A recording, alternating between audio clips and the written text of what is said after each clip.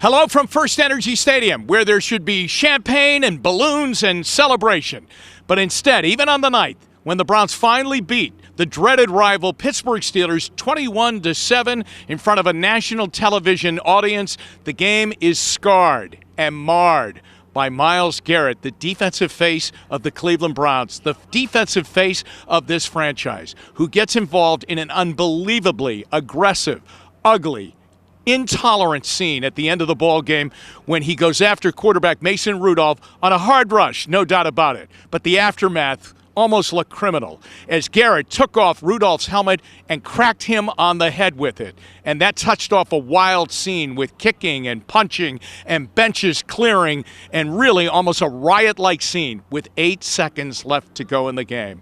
Myles Garrett has an opportunity now to not play 8 seconds for the rest of this season, as the NFL has to come down severely against the Browns defensive end, who was looking to become the defensive player of the year this year in the NFL, and instead now the second line of his resume will read, was the main participant in an absolutely ugly scene in a game on Thursday night on national television when the Browns beat the Pittsburgh Steelers 21-7. And so there's another part to the argument, too.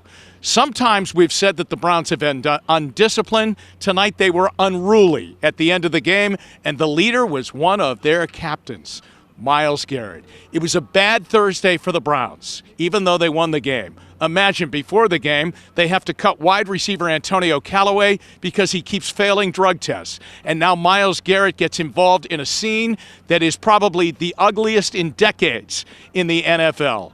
And the NFL, who is really trying to protect players from head injuries, just watched a player get hit in the head by another player, our player, Myles Garrett, by taking off that player's helmet and cracking him on the skull with it. Absolutely disgusting. Again, on a night where we should be celebrating. Final score again, the Browns win 21-7, but lose in so many other ways. I'm Jim Donovan for WKYC.com.